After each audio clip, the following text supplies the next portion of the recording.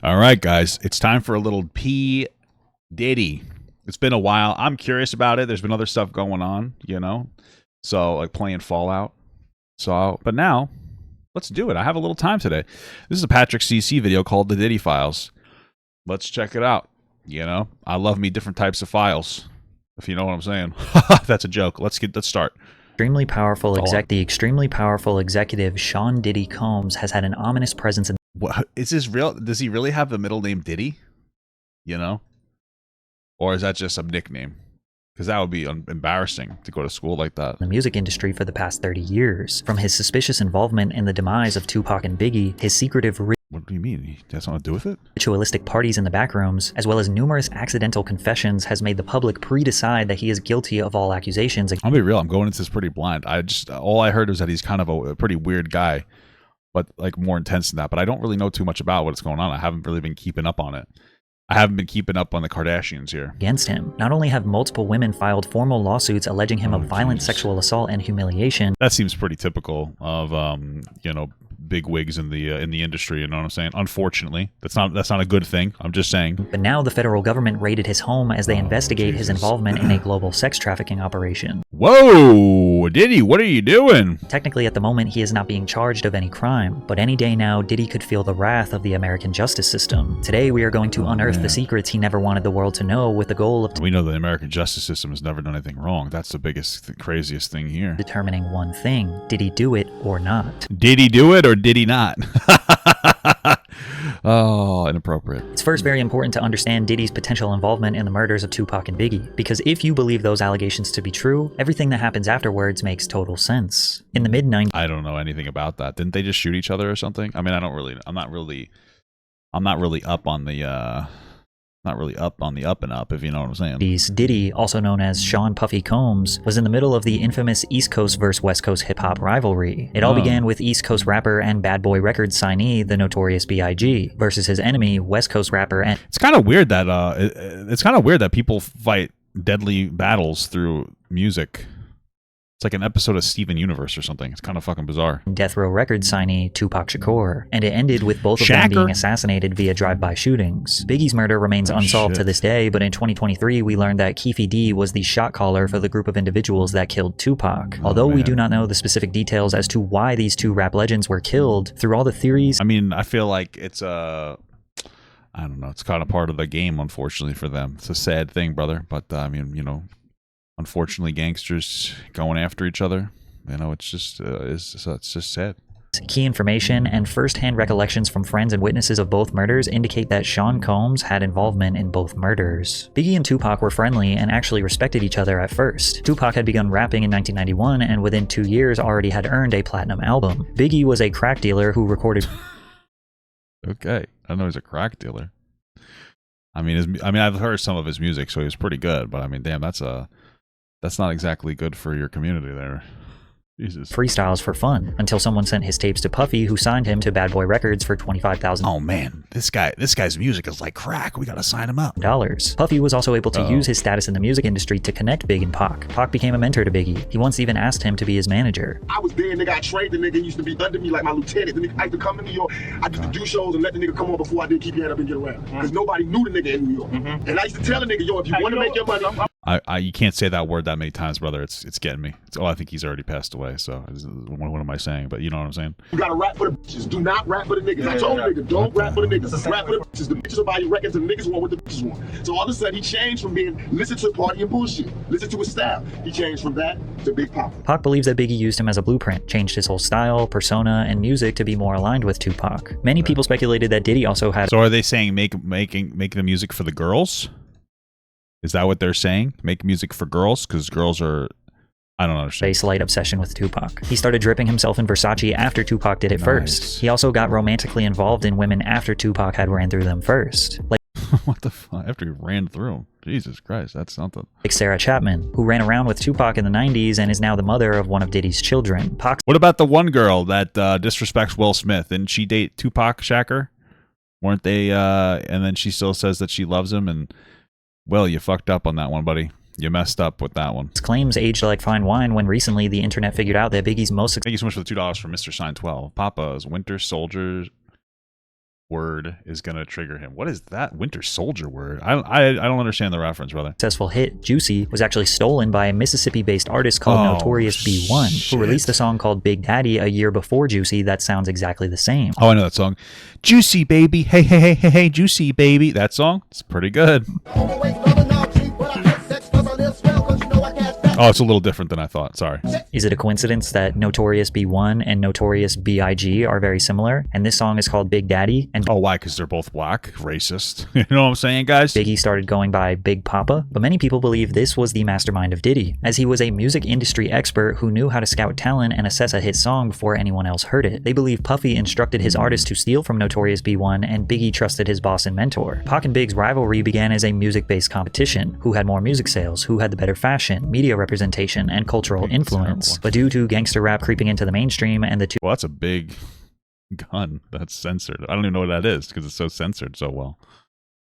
Being surrounded by legitimate gangsters, tensions escalated to life-threatening conflict. In November 1994, Tupac was on his way to record some music at Quad Studios in New York City. Coincidentally, Biggie was there recording with Junior Mafia, which was a group of 4 friends that Big knew since their childhood. Yeah, that's the YMCA version of the Mafia. I'm just kidding. I don't know what that is. Puffy was there too, since— don't kill me, please. Big was his artist, and anything that Big writes or records is technically owned by the Bad Boy label. Allegedly, a man by the name of Jimmy Henchman, who is now serving life in prison, was planning a robbery on Tupac since Pac owed him some money. Hey, shit, you gotta pay your debts, brother.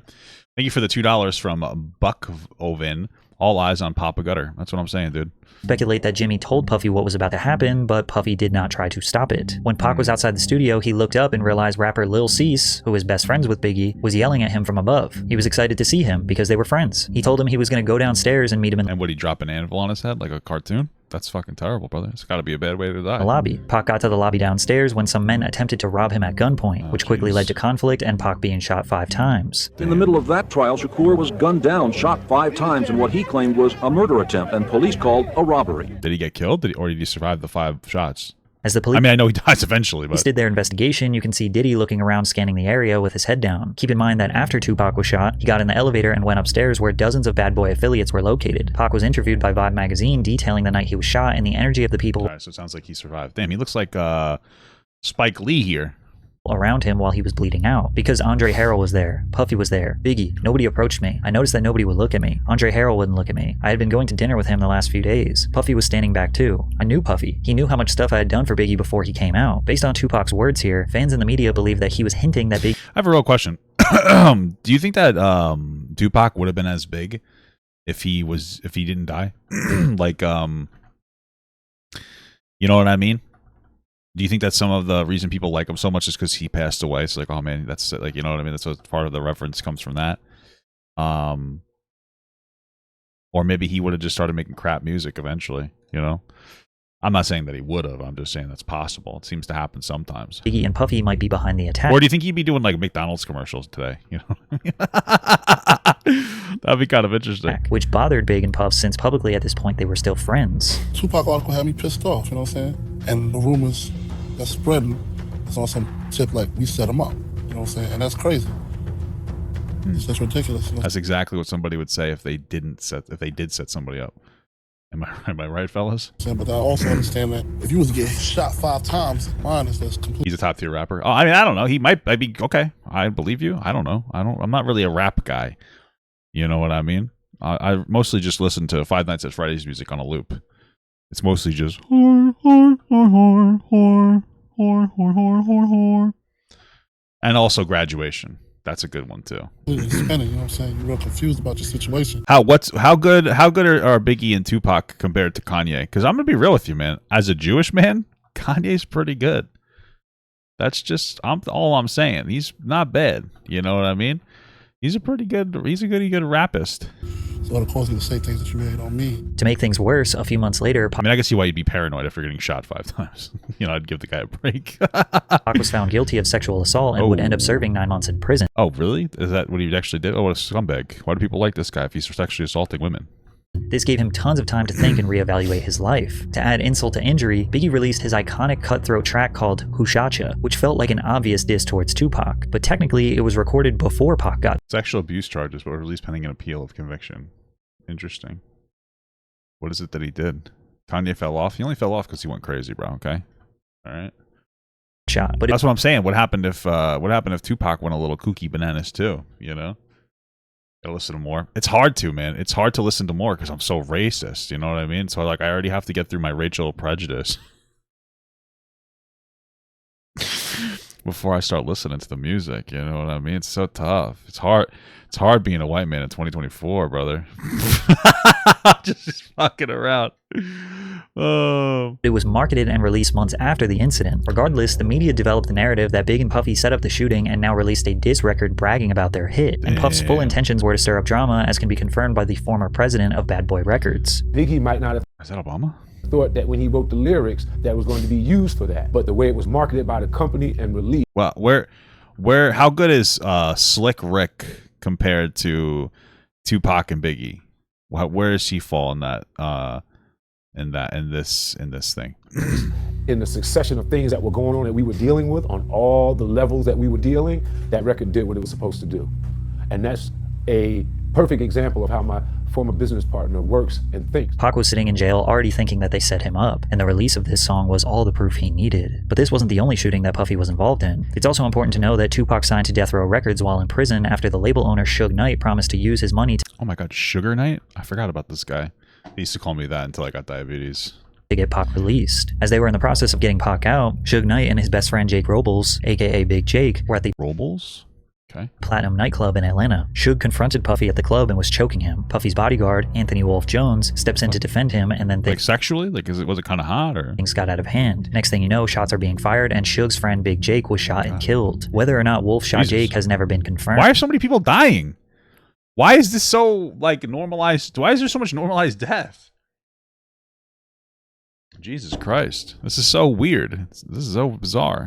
But Suge was holding Puffy responsible for the attack, which was enough to now ignite a feud between the two executives. Quick sidebar, recently fans have noticed that Puffy's firstborn biological son, Justin Combs, looks a lot like Wolf. How so much racism, you know what I'm saying, fellas? does your son look more like your best friend than you? Anyways, in Maybe he likes watching, brother. October 1995, Tupac got out of prison and he wanted war. I have no fear. I have only ambition, and I want mine, and I will do anything to protect and feed my family. And these niggas represent a threat. Pac got out and immediately started taunting and scheming on Bad Boy Records as much as possible. In the days after his release from prison, he jumped into the studio to record his next album, All Eyes on Me, and he talked about the anticipated tracks. Two of America's Most Wanted with me and Snoop. That's gonna be a Hyundai thing. Shorty Wanna Be a Thug. That's gonna be a big one. And Wonder Why They Call You Bitch with Faith. That's gonna be a big one. He mentions Faith, aka Faith Evans, who was married to Biggie for over a year at this point. Is that Jada Pinkett Smith? Imagine your wife jumps in the studio with your biggest enemy 1 week after he gets out of jail. Pac was also seen with Faith Evans at Whitney Houston's album release party. The rumor is that Biggie cheated. Is she white or black? That's not like I mean, she's very white skinned, but is she like a white mom and a black dad or something? I wonder. On Faith, and that she was trying to get back at him by cheating with Pac. Pac also allegedly started messing around with Mary J. Blige, who was a close friend and business partner with Puffy. I've heard that before. My mom used to like her music a lot. Then Death Row Records held a Christmas party in 1995 where a close friend of Puffy, Mark Anthony Bell, was mercilessly beaten and forced I know Mark Bell, he's a powerlifter. To drink urine after refusing to give Suge Puffy's mother's address. Tupac and Death Row Dude, what the fuck is happening here? This is insane. did not let off the gas. At the 1996 Soul Train Awards, Biggie won the award for Song of the Year, and Tupac won Best Rap Album of the Year. After Big got his award, he took some pictures backstage and then exited the venue because he had to go to the airport to catch a flight. And that's when Pac and Suge pulled up in a Hummer, taunting them. While we was waiting for the car to pull up, Suge and Tupac pulled up in the Hummer, and Tupac was really loud, yelling West Side, cursing, yelling a bunch. Typical. I'm just kidding. I'm sorry. Inappropriate. My bad. Stuff, and Suge came from the other side and was like trying to actually walk up to Suge Knight is the Palpatine of rap? Is that real? Is that a real reference that I can actually understand about what's happening here? Must be a very smart guy if you're really thinking about it. Palpatine was kind of intelligent. was saying he just Apparently fucking immortal. I don't know. want to talk to Big, like want to talk, but of course everybody got in front. It was a little yelling and arguing for a minute, but police and everybody got in front, kind of stopped everything. Despite Biggie's gang Conspiracies later on conspiracies with a little bit of history, and he's reading it off. Is that true? I don't know. I mean, I imagine it's possible. It's possible that it's like conspiracy laden. It's 100% possible. I mean, I remember Patrick CC's terrible video about Bam Margera, like full conspiracy theory that everybody was trying to manipulate Bam, even though he's a full-on drug addict that struggles to take care of his own kid. So I wouldn't doubt it. This is kind of just like a oh, okay, interesting type of reaction here. But I don't know, man. You know, I gotta get the opinions of some of my, some people who maybe know a lot about what's going on here more greatly, because you never know, dude. You never know. Gangster lyrics, he was really a chill dude who didn't want to beef with Pac. Remember, he looked up to him. He always thought they were friends, but as we are speculating, he seemed to be a pawn in a much bigger operation. He knows you sent somebody. But everybody knows if the pawn makes it to the end of the board, it can turn into a queen. But not a king. Isn't that interesting? I don't know. Isn't that concerning? I don't know. To shoot him that first time. Is that true or false? Why? No, it's false. Why would I do that? Okay. Do you think he was just hyping a record, or you have no idea? I don't know what was the problem. I wasn't inside his head at the time. I don't really know what's the reason for him doing what he did. Tupac was a man on fire. A man who he believes was wrongfully convicted of a crime he didn't commit. Like that one guy. Isn't there another person who lit themselves on fire for Palestine? Oh no, this newest person did it because of Trump. Right. Incredible. Was constantly being slandered by the media, and now feels was being disrespected by his biggest enemies, on top of being surrounded by real gangsters. He released a music video alongside Snoop Dogg called Two of America's Most Wanted. How did Snoop Dogg survive everything? You know what I mean? Like, I feel like, how is he still going? Kissing Martha Stewart and stuff. That's crazy. What an evolution. Did they get married? What am I thinking about? I don't know. Featured a skit mocking Biggie and Puff. Pop, please don't kill me. It was Buff's idea. No, man. I'm just a rapper, man. Please don't take me out the game. Interesting that Tupac himself instructed the Biggie actor in the 90s to say it was Puff's idea, as if he knew the truth. Damn. So, I don't know. Was there actually, like, did they actually want to kill Tupac? Or did he just get really paranoid because he felt like they were acting weird to him? I wonder. I wonder if this guy just kind of went like a little conspiracy brain, which I mean I can understand considering the circumstance. You get shot 5 times. I mean I'd start wondering things as well. But then Pac released one of the most abrasive and iconic diss tracks of all time, Hit 'Em Up. He starts off the song claiming he had sex with Biggie's wife and then directly calls Biggie, Puffy, and Junior Mafia all bitches, along with various other threats. The pressure was on Bad Boy. Pac was not going to stop, and Puffy couldn't take the heat. Biggie's bodyguard, Gene Deal, recalls when Puff reached his tipping point. He said, "I'm a businessman. I'm about making money, but something gotta change. I don't give a f if Pac gotta die, Big gotta die, or Suge Knight go to jail.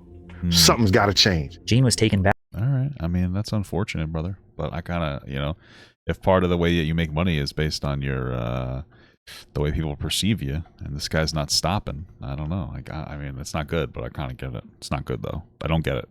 He wondered if Puff realized that he just said he didn't care if his own artist died. At the same time, he still wanted to play gangster games. As we all know, these gangster games only lead to 2 outcomes: death or jail, and Tupac would meet his fate on September 13th, 1996. Pac and the Death Row Squad were attending the Bruce Seldon vs. Mike Tyson boxing match in Las Vegas. Hyped up from the testosterone and the energy of the fight, Pac wanted some action. What popped up from the testosterone? Okay, interesting way to say that, but okay. Death Row Associates. Horny from all the fighting. Tupac wanted a little bit of, wanted to get in on the action. I mean, maybe.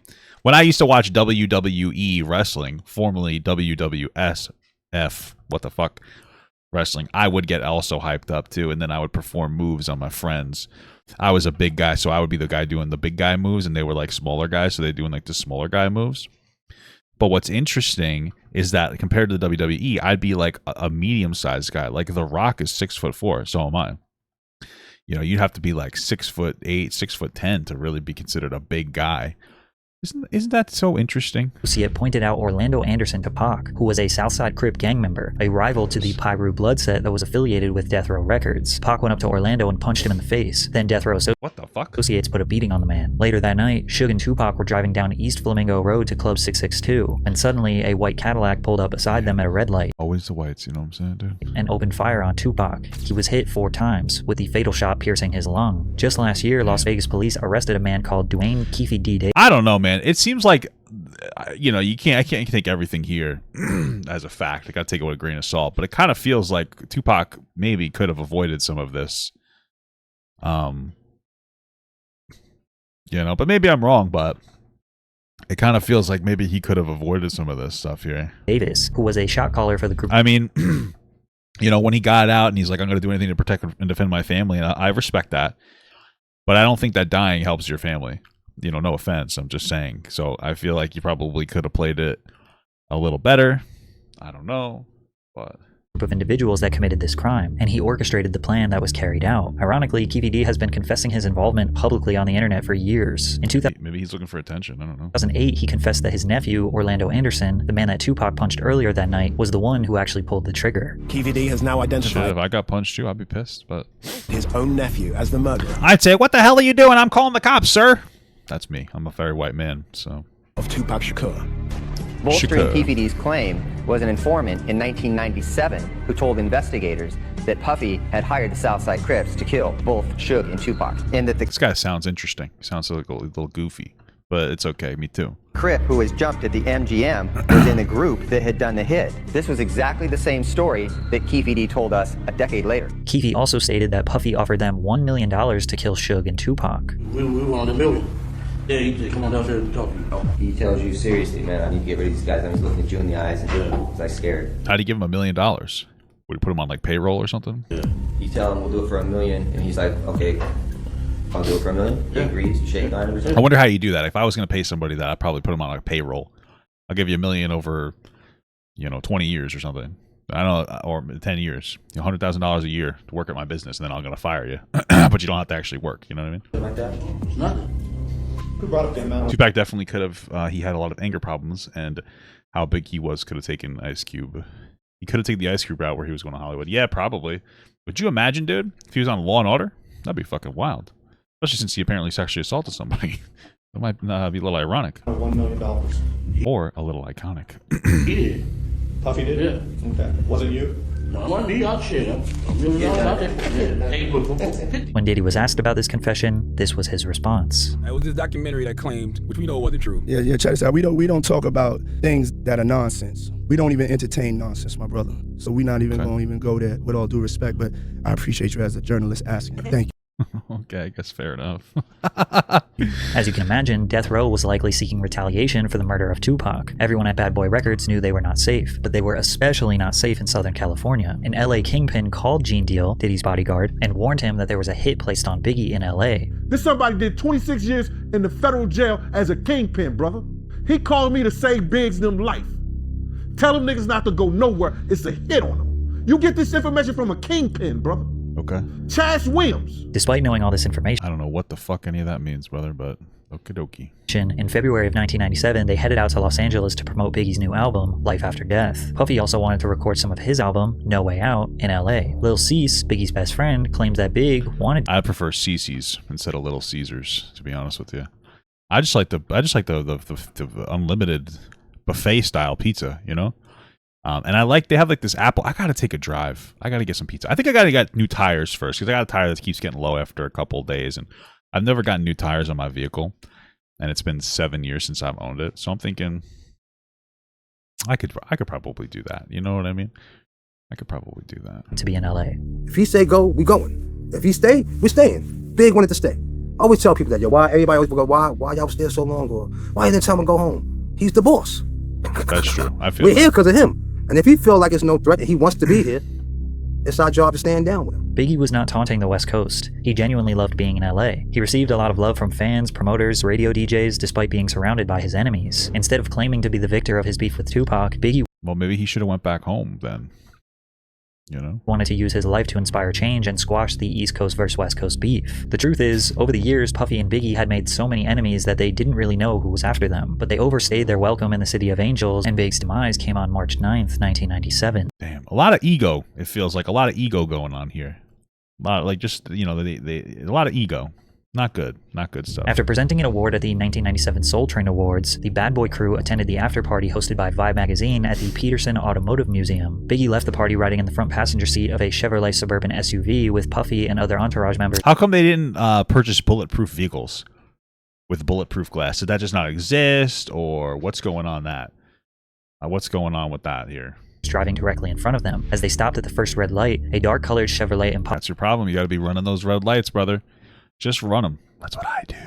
There were no red light cams back then. Who's gonna know? Who's gonna stop you, you dingus? Impala pulled up alongside Biggie's SUV. An unknown assailant inside the Impala rolled down the window and fired multiple shots at Biggie's vehicle. Jesus. Biggie was hit numerous times by gunfire, sustaining 4 gunshot wounds. One of the bullets struck him in the chest, causing severe internal injuries. He was immediately rushed to the Cedar-Sinai Medical Center, but pronounced dead at the hospital that night. Terrible stuff, man. So what happened? Well, Puffy's business partner said that they had used up all their budget on security, so they couldn't hire extra security for this evening. They used up all their budget? So they're in a fucking area where where they don't know how many ops they got. I know words. They don't know how many ops they got, and they don't want to splurge a little bit. I would personally redirect some of my candy fund to security. That's me personally. And I know what you guys are thinking, wow, that's really a big sacrifice to give up some of your delicious candy for better security. But like, you know, I'm just that kind of guy. I'm just the kind of guy. I'm just a smart guy. You know, you can't fault me. I'm just the kind of guy. I'm a little safe. So Keefy D was also at this party and offered protection. Puff told him to stand down. Puff decided to ride in the separate car located in front of Biggie's. Then he gave his security guard, Gene Deal, very strange instructions rather than maximizing Big's protection. I tried to ride on the side of the car. Puff said, yo, Gene, what you doing? I said, I'm riding on the side of the car. I'm gonna have my gun out. So he says to me, Gene, if you don't get in this car, you ain't gonna never work for Bad Boy ever again. I said, man, how the f you gonna try to tell me how to do my job? He said, Gene, we don't need that look. We don't need that look. Get in the car. As I go to get in the car, this motherfucker reached down and let his seat all the way back. So now I gotta put my legs sideways. I'm like, yo, what the f is you doing? I said, you ready? He said, you ready? I said, Kenny, run the next 3 lights. Kenny said, for what? I said, motherfucker, run the next 3 lights, Kenny, or I'm gonna drive. Kenny just took off. The first car ran the red lights, but the car behind them did not follow. They decided to stop at the red light. Lil C's had his head hanging out the window trying to holler at some girls. Then out of nowhere, the shooting took place. According to an FBI agent, Phil Carson, who worked on the case for several years, Suge Knight hired Amir Muhammad to carry out the execution. Damn, trying to put it on a fucking Muslim guy. That's fucked up. However, the agent says that the original target was not Biggie. They were targeting Sean Puffy Combs. Gene also believes this story. Interesting. So okay, listen, I'm getting conspiracy brain, and maybe I'm listening incorrectly. But is the conspiracy here that P. Diddy might have sacrificed Biggie? So someone's like, we're going to kill one of you motherfuckers. And he's like, all right, I'll give him Biggie to protect my own neck, you know? Or am I mistaken about that theoretical scenario? Or is the truth? I believe it was meant for Puff. The people that tried to kill. Because I mean, or maybe it was meant for him, or maybe Puff. Maybe he decided to give him up as a sacrifice, like Creed would say, "My sacrifice." You know what I mean? Puff that night for whatever reason. No, they wanted Diddy dead. How do you know that? The perfect conspiracy, though, would be if he gave him up, if he sacrificed him, and then you guys would be like, "No, that's not true." It sounds like he did a good job playing it off as if that's not the case. That's just what I'm saying to you. So it's interesting. It's possible. Because we had some beef with some Muslim cats in Soul Train too. For whatever reason, the people that's trying to kill Puff, Big became a casualty of Puff shit. When they rushed Big to the hospital, Lil Cease, who literally looked the shooter right in his face, gave a description to Gene. This is what he said. Lil Cease at the hospital, he said a Muslim shot Big. And I said to Paul, with the blue suit, white shirt, blue bow tie, he said, Gene, how you know? I said, that motherfucker walked up to Puff car first. Lil Cease's description of the man matches up to what the FBI uncovered. He looked. I said, that motherfucker walked up to Puff car first. Lil Cease's. He does look like a dapper gentleman. I'm not trying to be an asshole or anything, okay? He's just wearing a very nice bow tie, so. Description of the man matches up to what the FBI uncovered. All in all, to say that Puffy set up the murders of Pac and Biggie is not exactly accurate, but the origins of the beef and the escalation of the beef can most definitely be traced back to Puffy. Also, he definitely knew that danger was looming for Pac and Biggie and did not even come close to trying to prevent both of their deaths, because at the end of the day, Puff was the one who benefited most from them dying. Think about it from the perspective. Did he legitimately benefit from them dying? Did he make extraordinary amounts of money off of them, or am I fucking dumb as shit? I'm just saying, like, didn't he make a ton of money off of them? So I don't know if he would explicitly benefit from them dying. Like, but... Of a Puffy the businessman. Tupac dies, that makes Biggie the winner. Biggie looks like the ultimate gangster who warned his enemy with a diss track and then got him killed. That helps feed into the persona and sell more records. Plus, with Tupac dead, there's no more competition. Biggie's inspiration, his idol, the dude who... Yeah, but don't you make the most money in war times? So wouldn't it make him more money because they get to go back and forth with each other? I don't know. Maybe I'm too advanced of a thinker. Maybe I'm just a thinker. He copied everything from can no longer defend himself from the grave. Now, we know that Puff didn't exactly want Big to die, but he wasn't doing everything in his power to protect him. Additionally, Puff saw how much money Death Row was making after Tupac passed. Tupac Shakur sold 67,000 records in the week following his murder. You think 2 months so? after Dead he died, artists make more money? I don't know if I agree with that. Like, sure, when somebody dies, I imagine that they get a flare-up of attention. But then at the same time, them continuing to stay alive and work would also allow them to make money too, no? Like, wouldn't that... I don't know. Released The Don Killuminati, The 7-Day Theory, which Shakur recorded under the name Machiavelli. It debuted at #1 on the Billboard Hot 200 with first week sales of 664,000 and 250,000 the second week. To this day, Tupac has sold 75 million records, most of which came posthumously. Puffy owned all of Big's publishing. He allegedly purchased it from him for $200,000 years before he passed, which meant that everything he recorded or wrote for himself or other artists, Puff owned all of Biggie's percentage. Aside from the tens of millions of dollars in albums Big sold posthumously, he was also a prolific songwriter. Puff had multiple albums that came out for him and Bad Boy that made a ton of money because of Biggie's death. Maybe. I don't know, man. It seems a lot of lore, a lot of lore that I don't quite understand as a white man. But then again, that's what you're here to listen to. An ignorant white guy talk about this shit. He wrote all of Junior Mafia's album. He wrote for Lil' Kim. He wrote for Mace, Craig Mack. Also consider every single time he's been sampled over the years. Diddy has been making money off Biggie for more years than Biggie was alive. There were even suspicions that Biggie was aware of how much control Puffy had over his music and tried to sign over all his new music to his infant daughter, but passed away before he could get the business deals done. Biggie's mother, Valletta Wallace. Oh shit, maybe that's the conspiracy. He's trying to give the money to his daughter, and he's like, no way, Jose. And he called him Jose, and he's like, I don't want to be called Jose, call me Hose B. And he's like, I can't do that, that's preposterous. That would be so silly if we called you Hose B, you know? Wallace has repeatedly expressed her distrust of Diddy. The truth is, Christopher accepted the illusion of a friend and mentor for about $25,000. That's the amount Puffy lured my son with. That was a lot of money for Christopher back then as a 19-year-old. She continued by saying that that's a lot of money for me right now, brother. Goddamn. She was glad her son does not have to witness that the very people that he thought he could ride and die with wouldn't think twice about using his mother. She added, I am glad that he is not here to see how they have used his image and his name. Diddy was filthy rich, extremely powerful, and evidently unpredictable. Imagine how easy it was to leverage his power in the music industry and his personal life. If you said no to him, in theory, he could blackball you, extort you, or maybe something more permanent. So consider that or he could kill you. That's what he's saying. He could kill you. We begin analyzing his history of suspicious behavior. I got my MTV out. Savage! I'm a savage! Oh! Oh my god, this reminds me of I Show Speed. I'm a savage! Whatever I want, I'm going to get! Whatever I want, I have to get! Let's start with the mysterious Puffy's Flavor Camp, where Diddy would mentor teenage musicians, like Usher, and give them a taste of the music industry. R&B sensation Usher was not— Oh, it reminds me of that thing from Fallout. What was it called? I don't remember what it's called. You guys tell me. Nothing short of a child prodigy. By age 13, he had already been discovered in Atlanta by L.A. Reid, and they sent him to New York City to record his debut album with Diddy. In 1994, Usher was just 14 years old, and he moved into Diddy's house to be a part of his Flavor Camp. That's a little bizarre. But also kind of normal nowadays. I mean, you got all these fucking hype houses. But that's a little weird, having a 14-year-old move in. I don't know.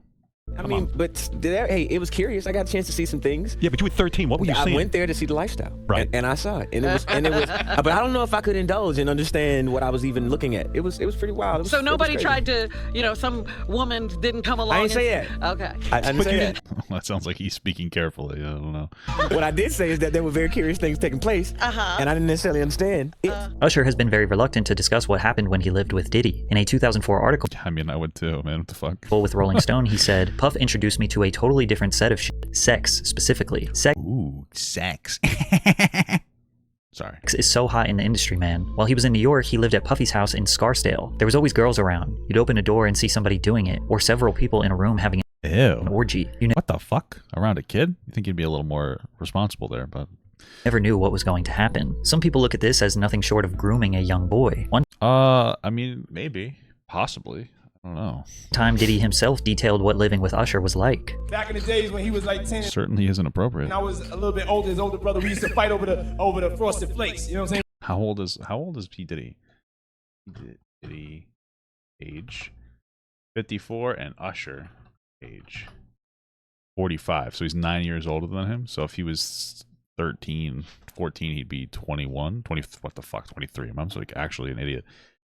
Interesting. Okay. Before pause was invented, you know what I'm saying? But it's my brother for real. We used to actually wrestle off of the Frosted Flakes because he used to always get up early. Wrestle for the Frosted Flakes? What the fuck? What are you tickling his bum? The fuck is that?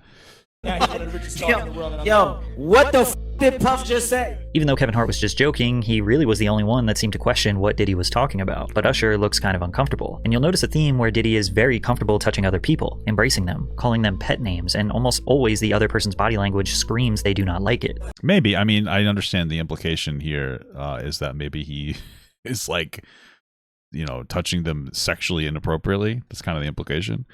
Maybe, but I also know people, especially Italian guys, who are like, hey, and they touch you too much, but not like sexually. They're just fucking weird. You know what I mean? That's just like what they do. You're just like, okay, you know, on your shoulder mostly. So I don't know. It could be either one of those, a mixture between the two. I don't know. I don't. Man, you doing it, man. You deserve it, daddy. You putting in that work. But Usher is not the only artist in the industry who may have been a victim of Puffy's flavor camp. Justin Bieber was also mentored by Diddy early on in his career.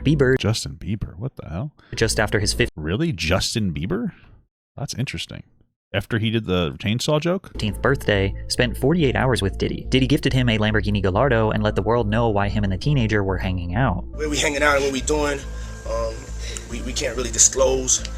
But it's definitely a 15-year-old's dream. I don't really...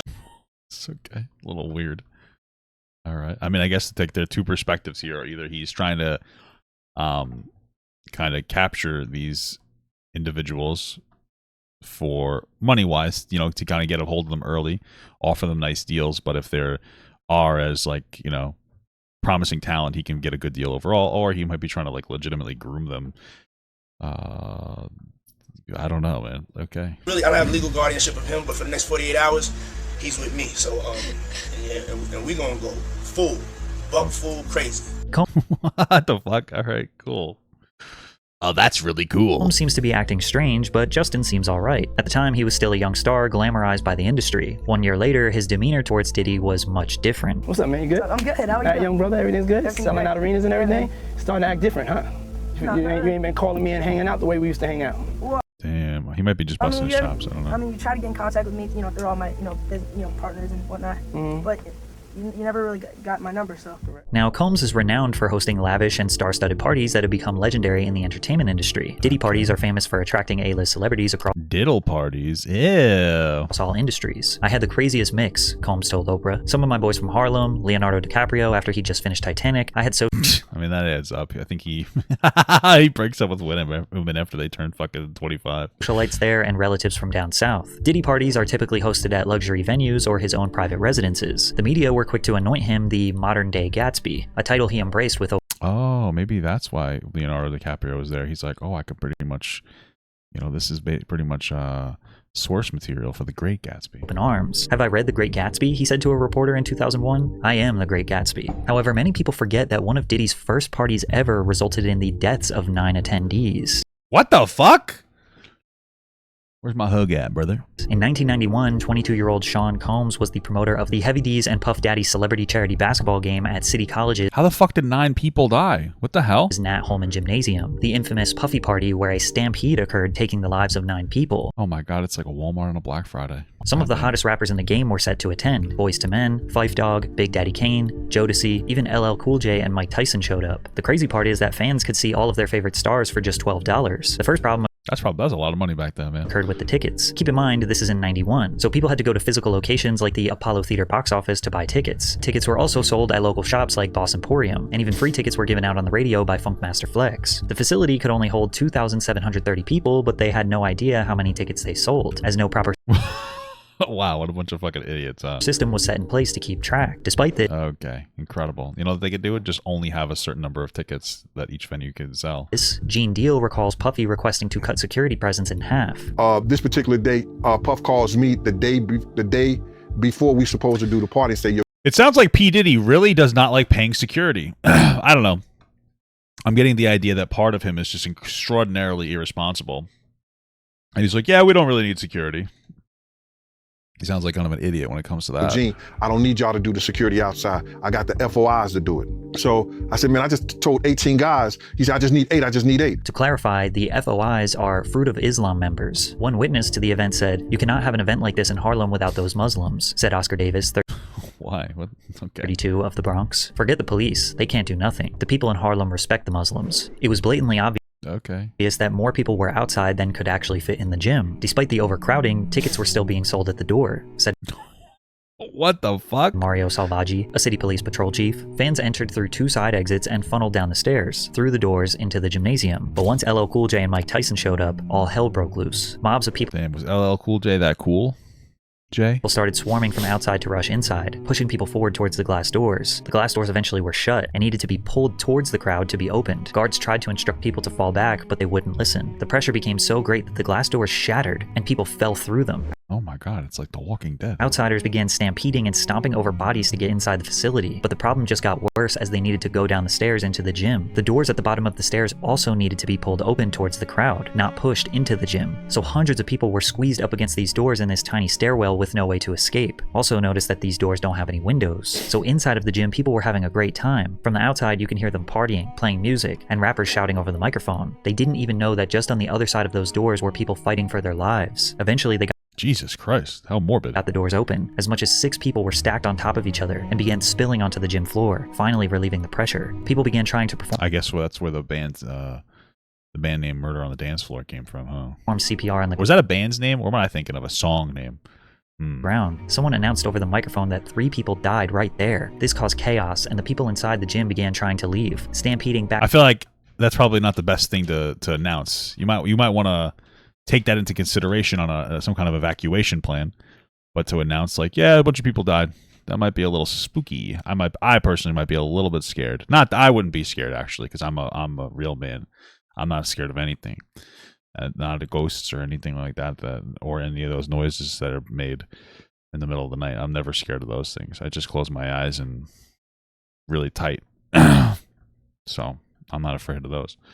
But yeah, I feel like that maybe that's probably not the best way to go. Back through the exact same stairwell where people were trapped in the first place. Police identified 5 men and 3 women dead at the scene, and 29 people were injured. A 9th victim died in the hospital days later. All of them died from asphyxiation. 8 families of the deceased settled wrongful death lawsuits against Mr. Combs in early 1998. Yeah, I fucking would too, Jesus Christ. Mr. Combs ended up paying around $600,000 of a total $3 million or so. Now, clearly, this wasn't all Diddy's fault. Legally, the courts claimed the city 50% responsible and the promoters 50% responsible. Regardless, death and dark energy seemed to lure around Diddy's dark energy. What do you mean by that, brother? Since his earliest days. From there, he kind of stopped throwing parties for the public and started to keep them private. That's probably the most responsible decision he's ever made in his life. However, over the years, disturbing rumors have spread regarding what happens during Diddy's parties, ranging from group sex rituals to casting couches where newcomers would secure their future in various newcomers, if you know what I'm saying. Industries. The biggest rumor is that aspiring male talent would need to pleasure other powerful men to advance their career.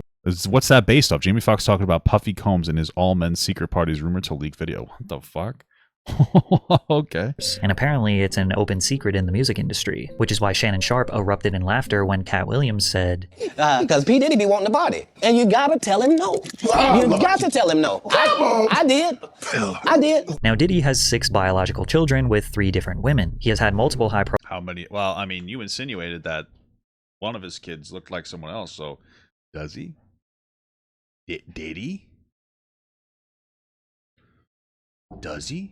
Did he? I just remember when I was young that he changed his name from like Puffy to Diddy or something, right? Or one of those ways. That's the only thing I remember about him.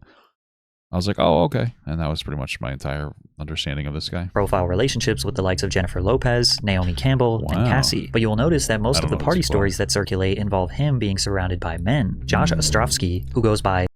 I thought that was Post Malone, brother. Maybe he's got too many girls. He wants to try a little bit of the dark, the chocolate rod, if you know what I'm saying. The Fat Jewish on social media detailed his strange experience at a Diddy party. I'm on ecstasy and I'm trying to find the bathroom. And I can't find the bathroom. Okay, I'm on ecstasy. And I get lost. So I open a door, and in that room, there are a bunch of men laying about and, kind of like very, like, kind of leaning on each other. Not like if you were spooning, but facing each other and, like, leaning up on your elbow and talking. Like, it would almost be the prelude to an orgy. Yes. Oh, absolutely. Okay. Oh, my God. Oh, my God. It was so prelude to an orgy. And who is lounging in my direct eye line? Puff Daddy and Felix the House Cat. Famed house. Felix the House Cat? Like Bubsy? From that thing? Music producer. Yeah, no, I know are what that is. basically spooning each other, and they're drinking a glass of Hennessy, and they're like sharing. They're like passing it back and forth, and everyone's talking, and everyone's just like talking. Yeah. And then as soon as I see them, I'm like, all men though. Hey, listen, he's just is it really gay to kiss the homies? Is it gay to cuddle and with the homies and share a Hennessy, dude? Are you kidding? Come on, man. That sounds homophobic. Oh fuck! There's not all one woman men, in this all room. men, and they're all 100% an ecstasy. Shortly after Josh and Diddy locked eyes, he was kicked out. Josh, who is a gay man, immediately felt like he was in a room full of other gay men, but there was no Did he get horny? real accusation nor damning evidence here. It could have just been a group of guys chilling. So let's take a listen to rapper Exhibit recounting his experience partying with Diddy. Florida, we got invited to a Puffy party, the New Year's Eve party. He invited us to the house because he wanted to go to the club after. Puffy calls me outside. He's like, "Hey man, that girl you know about?" He's like, that's the devil, man. You know what I'm saying? I was like, "What you mean that's the devil?" So we get into the. Maybe she was the devil, bro. I don't know. That's right. He said, "Let's go to this club." You know, are we sitting there watching? Maybe this makes sense when it comes to Myron. You know, maybe this has something to do with Myron. Maybe this is where he just has Puff Daddy vibes, P Diddy vibes, Music, and then he said, "She." P Diddle vibes. Point over the corner, two dudes kissing. You know what I'm saying? I'm like, "The fuck is this?" Oh, the classic meme: two individuals from Paris kissing. I know. And then she pointed another direction. It's another dude over there, like butt ass naked dancing. You know what I'm saying? We take off, man. Based on X's story, it seems like Diddy brought him to a gay club. Or maybe, coincidentally, Exhibit just looked at the only two gay couples in a regular club. 50 Cent also recalls one of the first times he met Diddy. We gotta kick it. This is possible. Okay. He telling me we gotta kick it and shit. He's like, "Yo, why don't we like go shopping or some shit?" I mean, like, I pay for it. And I was like, "What the fuck this nigga just said?" It's a fruit pie. It's a fruit pie. For that one, the bar is a little low for calling someone gay. Like, oh, he was like, "Oh, we can go shopping together and I'll pay." I mean, the guy's rich, so I don't know. But okay. Now, there's no doubt that homophobia has been prevalent in hip-hop forever. Absolutely. It still is. It's fucking actually insane. Like, it's wild. Comes a lot of communities like that, if you know what I'm saying. By the way, it's nothing to do with like any skin color or anything. It just seems like there's a culture in a lot of these places, you know? Like that Illuminati guy, fucking crazy. So, but okay. However, some people are just simply not gay, and Diddy's actions. Well, listen, that is a good point, though. It's hard to tell, like, how much of this is really, you know, he was doing some wild shit, and how much of this is rumors that butted up over, you know, I don't know. Who knows? I don't really care personally because I literally have no investment in this, you know. But it's possible. Make them feel uncomfortable, like rappers Fabulous and Jadakiss, who were Fabulous. What the hell? Pressed by Diddy on a podcast. How do you spell that? That got really awkward really quickly. He began by repeatedly calling the host Nori Daddy. I got it. Mr. Lee, yeah, I love this drink. I like when you like this, Daddy. Yeah, you put my Daddy, I like when you scrambling and scraping for shit. No, I like that. I've been practicing. Then he is he fucking kidding, or is that like real? Is he fucking with the guy? Proceeded to ask Fabulous why he didn't want to party with him. See where I look back on where I became. Did you miss me though? For real? Because I'm saying this seems like a power play to me. Like he's trying to get to this guy to like fucking. I don't know. It seems like a bit of a power play to me. Seems like a thing. I miss his partying birthday with party, Puff, man. But I'm talking about for your birthday. Huh? Why won't you party with me for your birthday, man? We partied for my birthday before. You came to my party. No, but me and you ain't never really party, you know what I'm saying? Jadakiss kept his head looking straight down for almost the entire interview, and you could tell Fabulous was very uneasy about Diddy's presence. When Diddy was confronted about it, this was his response. Oh, scrambling and scraping for shit. That was you. Scrambling. What? You said, "I like when you do it like that, Daddy. When you're scrambling and scraping for shit." Okay. Hey, man, what the fuck? Thank you so much for the $2 from Alpha Papa. How do I feel about the Kendrick Lamar versus Drake beef? I don't really feel, because I don't really understand. I think Drake, I just know I need a Max win. That's all I really know. And Kendrick Lamar, it just sounds like a woman's name to me. I don't really understand.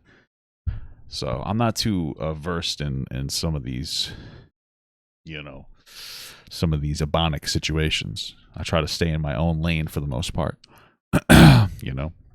But it's interesting to me. It's interesting to me, you know.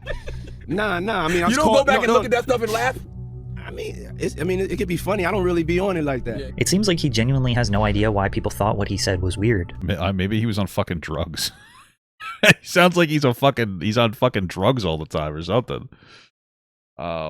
He says things, he doesn't even know what he's saying is like fruity. You know what I'm saying? Like, he says something fabulous and he goes, but me and you, we ain't party. Like, we need to party. What is he talking about? What is he talking about? Well, I feel like that's not really that's not really fruity. They call him daddy's fruity, but saying like, yo, we need a party. That just sounds like somebody with an addiction problem or something wants to party with somebody. Incident going off. When people say that to me, I get a little uncomfortable. But even with all the jokes, rumors, and secrets, nobody ever formally spoke out against Diddy and accused him of assault or abuse until 2019, when his ex-girlfriend Gina Huynh spoke publicly about what it's How do you spell that? Because I don't know, is she Asian? like to be in a relationship. It doesn't matter. I'm just curious. I'm just saying. With him. Keep in mind that Gina was a side girlfriend for Diddy. The public didn't know about her because his public relationship was with Cassie Ventura. Damn, what the fuck? Who he had been on and off. How come he's having... My question is, why does he have so many side girlfriends if he's gay? I guess he might be bisexual. I don't know. Dating for a decade. Fellas, is it gay to invite your homie to a party? Maybe he just had gay energy when he would invite them to the party. I don't know. Who knows? Caught me texting another man. We were in his closet and he like pushed me and I fell to the ground. He like stood over me. He avoided my face, but he like started punching me like on the side of my head and I was just like covering my face. He like stomped on my stomach, like That's took the wind out of terrible. my breath. I couldn't breathe, pleading to him like, can you stop? And he like stopped for a little bit. He like grabbed my hair from the back and like was like punching the back of my head. She also claimed, I feel like she'd be dead if that happened. I don't know. Like, my thing is like, so she was cheating on him. She was talking to another guy. I mean, I guess he cheats too. I don't know. Interesting. I feel like you'd be fucking dead though. Getting punched in the back of the head. If like a fucking CTE, that's wild. Maybe it's true. I don't know. that she was pregnant with his child in 2014. Do you mind telling me what happened with that pregnancy? He was like, "You're gonna get an abortion, right?" I was like, "I don't know yet." And then he offered me $50,000 to get rid of it, but I turned it down because because you make more money having his baby, of course. I just loved him. Gina did not take the money, but maybe I don't know, dude. This is a lot of I don't know how confirmed such information is. But she also did not have the child. 4 years later. Oh shit, she should have taken the money, bro. Later, she got pregnant again. Gina goes on to detail multiple other instances of emotional and physical abuse, but she never filed any formal charges. It could be true. When did she say that? He said. I mean, all this could be true, or all this could be for attention. I don't really know.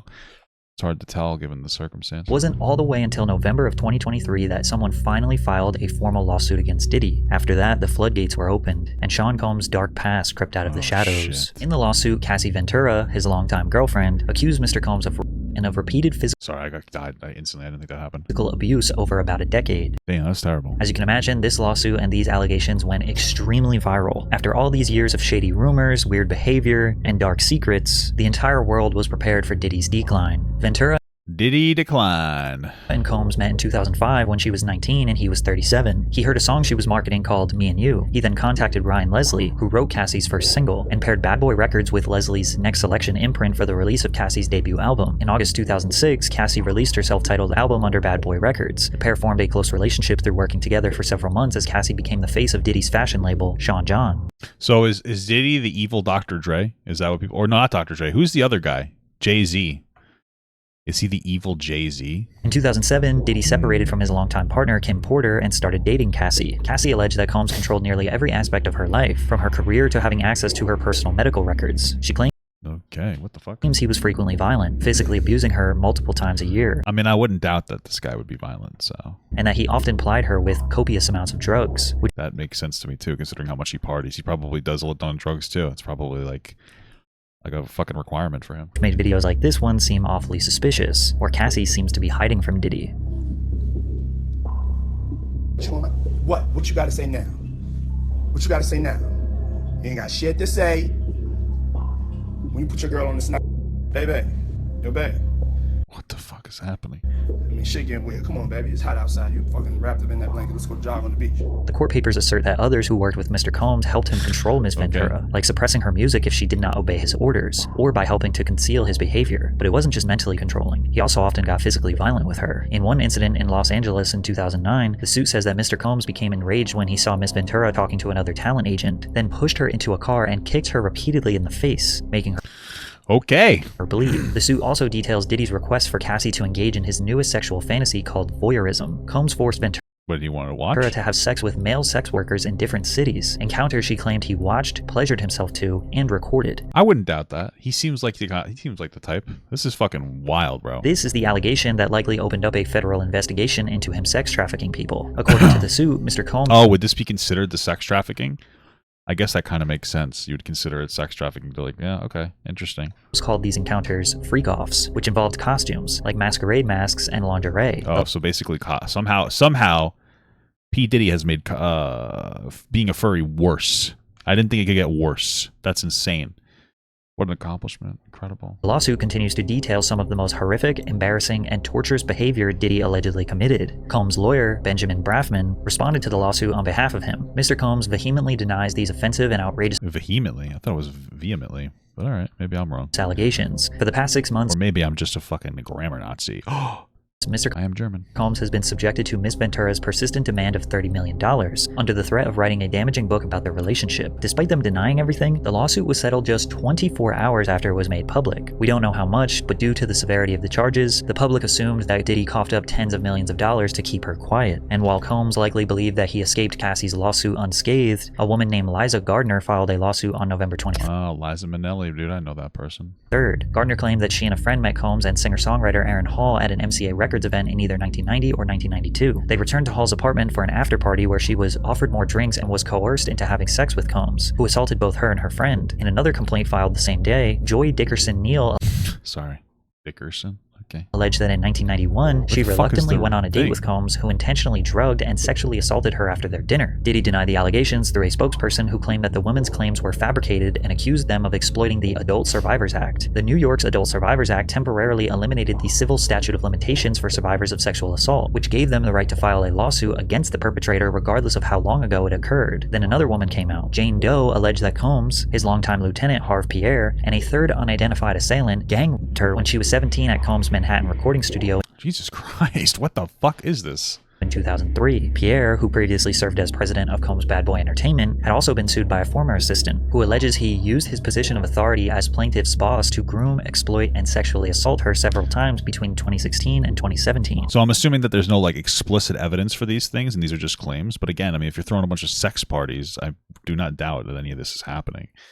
But obviously, you know, you need proof. But still, yeah, I don't doubt that any of this may have happened. The lawsuit further claimed that men trafficked Doe across state lines from Detroit to New York City on a private jet, supplied the teenager with drugs and alcohol until she couldn't consent, and then violently assaulted her. I mean, if she was 17, can she even? Well, I guess New York is against stage consent 17, so. Complaint also included several photos that Doe alleges were taken at the studio that night, including one where she is sitting on Combs' lap. Enough is enough, Diddy said on Instagram. For the last couple of weeks, I've sat silently and watched people try to assassinate my character, destroy my reputation and my legacy. I did not do any of the awful things being alleged. I will fight for my name, my family, and for the truth. But it wasn't just women accusing him. In February of 2024, Combs' former producer and videographer, Rodney Lil Rod Jones, filed a federal lawsuit against Combs. I feel like you could either say Rodney Jones or Little Rod, you know what I mean? That's a lot. Two things at once? It's intense. Alleging Combs sexually harassed, drugged, and threatened him. According to the lawsuit, Rodney Lil Rod Jones lived with Combs between September 2022 and November 2023, during which he worked on Diddy's most recent album, the Love album, Off the Grid. As Combs' videographer, Jones allegedly secured hours of footage and audio recordings of Combs engaging in illegal activity. The activity I mean, I guess it's smart to have that stuff available just in case you got to come out against your fucking boss that has a significant amount of power in, you know, your community. The suit alleges includes acquiring drugs, soliciting sex workers, providing laced drinks to minors, and sexual assault. Jones alleges that he was the victim of constant unsolicited and unauthorized groping and touching of his anus by Mr. Combs. Jesus, not the anus, bro. Come on. Mr. Jones was forced by Mr. Combs to work in Mr. Combs' bathroom as Mr. Combs walked around naked and showered in a clear glass enclosure. Well, that's normal. That's normal, guys. That's what I do all the time, okay? In the lawsuit, Jones also alleges that young Is it gay to shower with your balls out in front of your friends? I don't think so. Amy, who is Diddy's most recent girlfriend, was among those who were paid a monthly fee by Diddy to work as his sex workers. Jones believed Diddy was grooming him with the goal of passing him off to others. While on a yacht in January of 2023, Jones alleges he was introduced to Oscar-winning actor Cuba Gooding Jr., who proceeded to grope and fondle him until— Oh, not Cuba, dude. Come on, bro. You can't be telling me shit about Cuba Gooding Jr. Come on, man. Come on, brother. Being forcibly pushed away. Jones claimed that— Come on, dude. Leave Cuba out of this. Come on, bro. Diddy, who had dominion and control over Gooding Jr., failed to step in. Also in Jones's lawsuit, an unnamed rapper is mentioned as having been on Diddy's yacht, where they were allegedly seen consorting with underage girls and sex work. Oh, you know who it might have been? Little Yachty.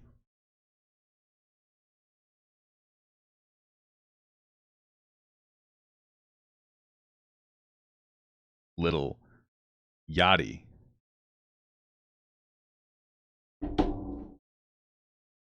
Got to give you guys a little time to let that sink in. I think that one was funny. I think you guys needed a second. I think you guys needed a second to really appreciate that joke. A little yachty. Workers. This rapper is described as a Philadelphia rapper who dated Nicki Minaj. Rapper Meek Mill is from Philadelphia and dated Nicki Minaj from 2014 to 2016. That same unnamed rapper. So many interesting names. So many crazy names. So crazy. Rapper, also an unnamed R&B singer, and producer Stevie J allegedly engaged in sexual intercourse with Diddy. This allegation has people looking at that clip of Meek Mill in the pool with Diddy calling him daddy more suspiciously. Also, 50 Cent made some jokes about Diddy and Stevie J on Instagram. I'm confused on who's making these claims now. It seems to domino effect. Yeah, I mean, it's one of two things. Is that they're well, I mean, they could all be fake, but I don't know. But it's possible that like some of them are real and other people are like, oh shit, let me jump on the bandwagon. It's possible this, for attention, especially. I don't know. But it's definitely needs to be investigated. I mean, it's just fucking wild, brother. Instagram, to which Stevie J responded with not denying the allegations, but challenging 50 Cent to a boxing match. Now that makes perfect sense. How we go? I want you to fade, nigga. Basically, Myron, when people accuse him of being gay, he's like, oh yeah, well then fight me. Then take your shirt off and fight me if you think I'm gay. Oh, you think I'm gay? Get naked and fight me. Get naked and fight me.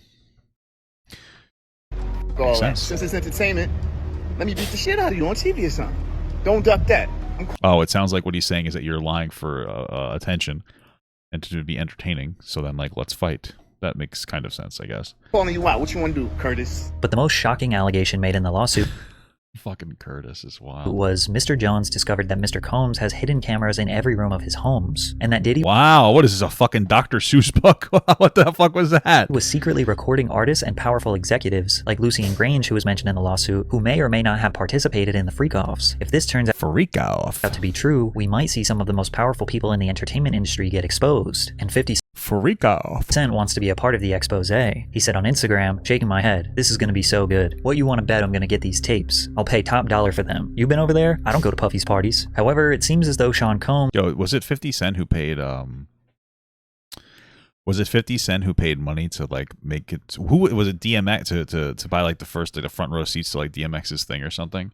Or I don't remember who, but so it looked like nobody showed up. That was fucked up. Combs' reign of terror may be over. On March 25th, 2024, Homeland Security agents and other law enforcement officers raided Diddy's homes in Los Angeles and Miami due to a possible ongoing sex trafficking investigation. Homeland Security expert Hal Kempfer added some insight that the evidence they're looking for includes laptops, flash drives, and anything that would connect Combs with the allegations. As of right now, we don't know what they found, and technically the feds— Or if they found anything. I mean, I would imagine that P. Diddy would be careful, although he was on drugs. At least it seems like he's constantly on drugs, so maybe he wouldn't be careful. I don't know. Never formally announced what they were looking for or why they were there, but it's safe to assume, based on the allegations, conveniently, Diddy was not even in the United States during the time of the raid. According to TMZ, Combs' private jet was spotted on the ground in Antigua, in the Caribbean. Antifa. Shortly after news of the raids broke, many people believe he is fleeing the country, and today it seems like Diddy is spiraling. He just posted on social media trying to see who in the industry is on his side. Hey, yo, right now though, for real, yo, I need to know who with me, you know? Like just— I mean, I'd be spiraling too, whether it was real or not. You know what I mean? I mean, I guess it could be a conspiracy. I doubt it though. We can never know though, guys. You never know. Straight up, like I don't have the time. If you with me, let it be known. If you don't with me, be quiet. And just in case you wanted some more twisted— Shit, I wouldn't. Even if I fucked with you, Diddy, I would not tell anybody. I don't think I've heard a single song. Oh wait. You're a superstar. That is what you are. I think that's a song from him. I feel like that might have been in an Austin Powers movie, but that's speculative because I don't remember. Or is that a Will Smith song? I don't know.